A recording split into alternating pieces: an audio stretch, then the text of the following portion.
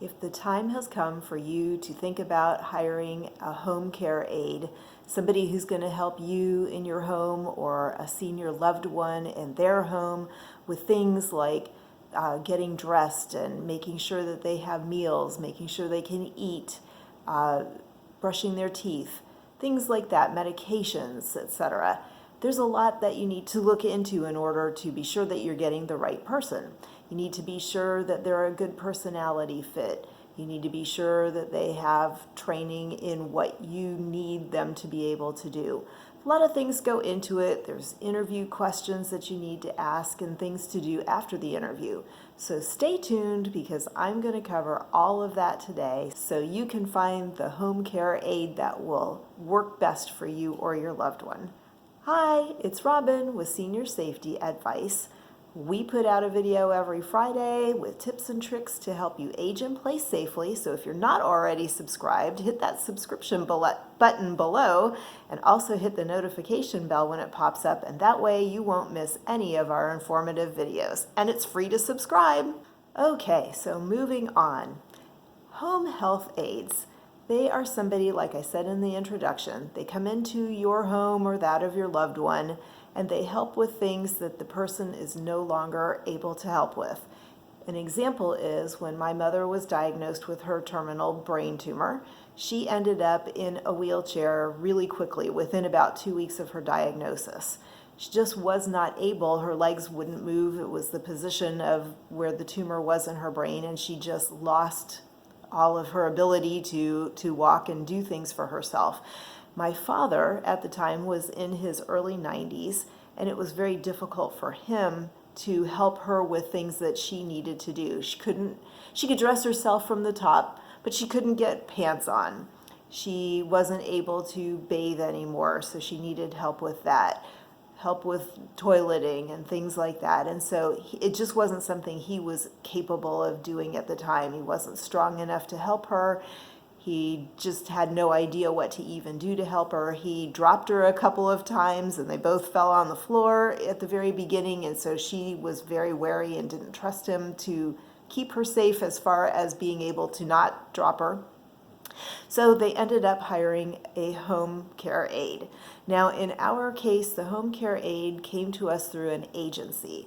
But what if it was somebody who came to you from a reference, or you put an ad out looking for somebody who was going to be an aide for you? We did this actually with my grandmother when she lived her final years with my parents. She had dementia, and my parents were both still working at the time, so she couldn't stay by herself. She needed to have somebody with her during the day, not for things like my mother, but just to be sure that she didn't wander or didn't get hurt in the house, things like that. So my parents actually hired a person through a friend, but they still needed to find out things like experiences. They had to have interview questions to ask, etc. So all of this applies whether you're looking at somebody from an agency because they need to be a good fit too, or whether you're looking at someone you're hiring personally. So the first thing that you want to know is, what experience does this person have? I mean, you want somebody who's going to take care of you or your loved one who has experience in a condition that the person may have. So for example, my mother in the wheelchair. We needed to have somebody who had experience transferring somebody in and out of a wheelchair. My mother had a catheter, so we needed somebody who had experience in taking care of catheter tubes and being able to empty it. Just things like that. Friends of my parents, he had Parkinson's, and when they hired an aide, they needed that aide to be able to take care of somebody with Parkinson's. In the case of my grandmother, we needed somebody with experience relating to taking care of people who had dementia. So you want to know that, and you don't want somebody, I know this sounds bad, but you don't want somebody who's just starting out if they're going to be taking care of somebody who has a condition that they need experience in. So the more experience, the better. The next thing that you're going to want, of course, is references. Going back to my mother, we had references because the woman that we hired came from an agency. But in my grandmother's case, the woman that they hired to help with my grandmother came highly recommended from several people that they knew. So she had good references. So definitely you want that. The next thing you're looking for is, do they have any training? May come as a surprise to you, but a home care aide doesn't necessarily have to have any certification or training. Now, most states do have training programs. They run from about 75 to 120 hours, something like that.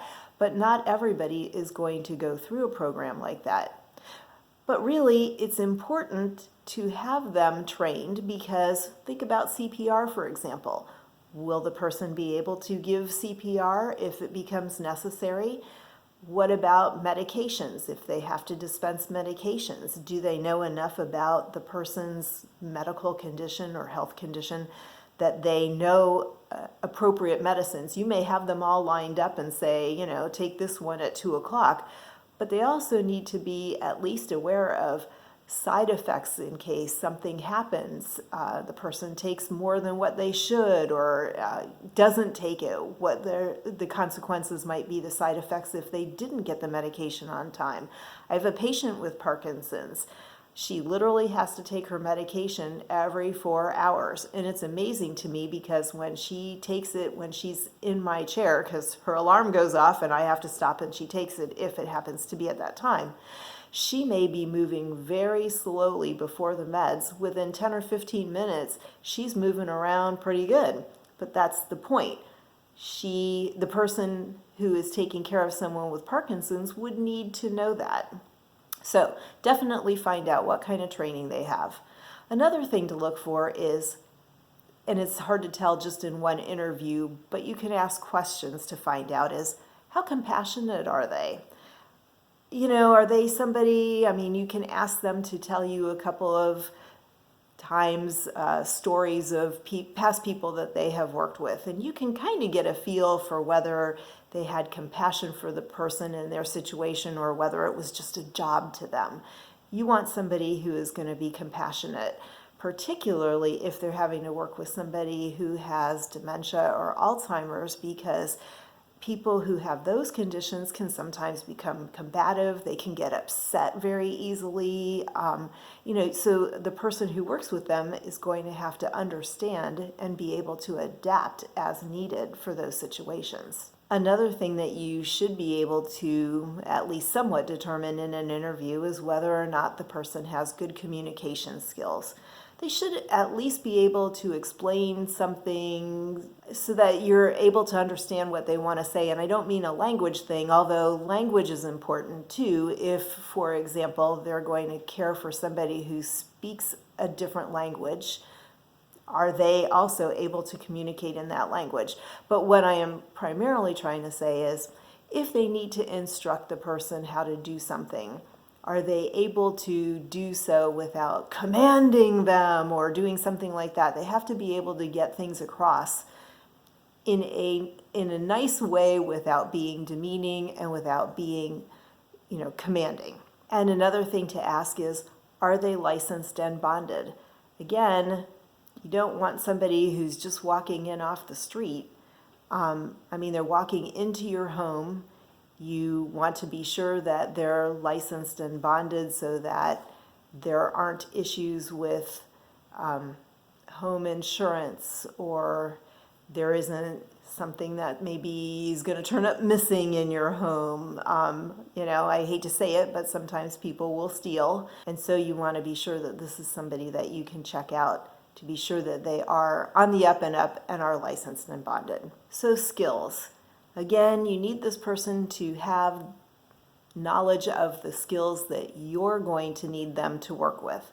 So in my mother's case, I would have asked, do you have skills and training in working with somebody in a wheelchair? Do you know how to transfer somebody from a wheelchair to a bed to a wheelchair, a couch to a wheelchair, in and out of the shower, on and off the toilet? Do you have skills in bathing the person? Do you have skills in working with someone who has not my mother's case, but a different case, like a colostomy bag. Do you have skills in working with somebody who has Parkinson's or who has dementia? Things like that. Check out the skills. And then also you're going to want to kind of look at them for physical strength, if that is something that's going to be required. Now, if this person is going to be more of a companion, like to my grandmother didn't need to be picked up or transferred, into a wheelchair. She could move around on her own. She could bathe on her own and get dressed on her own, but she needed a companion. She needed somebody who would ensure that she ate her meals, because my grandmother, when she had her dementia, she would forget to eat. She didn't know what time it was. It didn't make sense to her what time it was, that it was time for lunch or whatever. And so Geneva made her lunch and saw that she got the things that she needed as far as drinking enough water and taking her medications on time. But in the case, I digress, sorry. In the case of my mother, I needed to have somebody who was physically able to help her. So you wouldn't want to get a little teeny tiny 5 foot tall person who maybe would fall if the person they were trying to transfer from a wheelchair also happened to fall. You want somebody who is a little more robust and able to help that person. And lastly, of course, you want them to have basic medical skills. Can they take blood pressure? Can they take a temperature? Do they have CPR training? Things like that are going to, again, keep you as safe as possible. So you really are going to need to sit down and do an interview with this person. You might do a preliminary phone interview, but it's really best if you do an interview in person. That way, just like with a job interview, you can see how they're reacting to your questions and how they would react under circumstances that might be a little uncomfortable, like a job interview.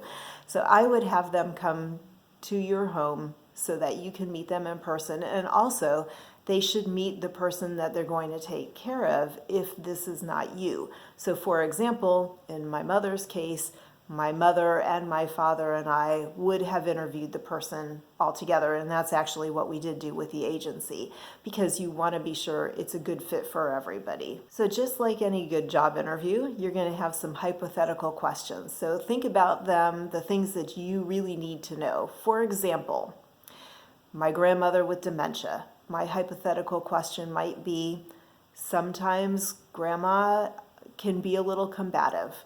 Can you tell me a time about when you had a combative person that you were taking care of, what you did in order to relieve the situation or diffuse the situation? How did you handle it? Things like that. In the case of my mother, have you, tell me a time when you've handled somebody before who had a catheter. How did you react if there was an issue with the catheter? Things like that. Make sure that the questions that you think of course, pertain to your situation. So again, with any good job interview, there are direct questions that you ask. What training have you had? How long have you been doing this? What experience do you have working with dementia patients? Make sure you compile a list of direct questions like that. And again, we've discussed you want to know what kind of skills they have. So tell me what experience you have taking care of somebody who's in a wheelchair. Have you been successfully able to transfer them from the wheelchair onto the toilet and back? Things like that. And then lastly, you would maybe want to ask personality questions. And by that I mean, what are your hobbies? Things that you like to do. Tell me a little bit about your family. Things like that, because you want to be sure that this is going to be a good personality fit with the person that they're going to take care of. So, I don't know. I'm trying to think. My father was a World War II veteran, so maybe it would be good if somebody that we were looking at taking care of for him also had a parent or grandparent who was a war veteran as well. At least they would have something in common. So you want to look for something like that. So now after the interview, you need to make sure that you're following up on everything. So you want to check out their references if they gave you any, and I wouldn't hire them if they have no references. So please be sure to get contact information for all of the references And you may not call all of them. I mean, maybe they're handing you a list of half a dozen, but you can at least call 2 or 3 from that list and find out that they all say somewhat the same thing about this potential home care aide. Another thing that you want to do is, if you have asked them if they have gone through a program or have a certification from a school, you want to get the contact information for that school, and you want to call them and find out, did this person really graduate from that school? You'd be surprised how many people will just pick a school name off the internet and tell you that they went there, but they never did. So you definitely want to contact the program director and find out, did this person actually graduate from this training program? So again, if they tell you that they are licensed, you want to check out that license. In any state that you are in, you should be able to get onto the licensing division of the state, and you should be able to check into their license. There should be a license search, and you should be able to put in their name and what area they're licensed in. So in other words, home care. And you should be able to find their license. If you can't find it and they've told you that they're licensed in that state, that's obviously a red flag for you. And the last thing that you want to do is run a credit check on them. Now, obviously, you want to tell them at the end of the interview, if you're interested in them, you want to tell them that you are going to run a credit check. To do this, you're going to need things like their name, how they spell it, their full name. You're going to need their address, their phone number. You're going to need their social security number. So for these reasons, that's why you want to be sure that you're letting them know you're running a credit check. I also recommend having them let you take a picture of their driver's license front and back. Again, that's going to be helpful for a credit check. And if they don't want to give that to you, then it would make me think that maybe there was something for them to hide.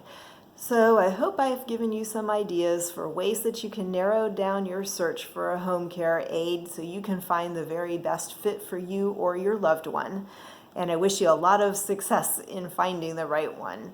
They make a world of difference. My mother, I just don't even know how it would have been if we hadn't found the lady that we did through the agency. So we were very blessed to find her, just like we were very blessed to find Miss Geneva, who helped my grandmother back in the 80s. So anyway, good luck in your search. And again, if you haven't subscribed to our channel, please do so. The subscribe button is down in the corner under the video. It's free to subscribe. Hit that notification bell, and then you're going to be notified every time we put out our next Friday video. So thank you for watching. Until the next video, take care. Bye.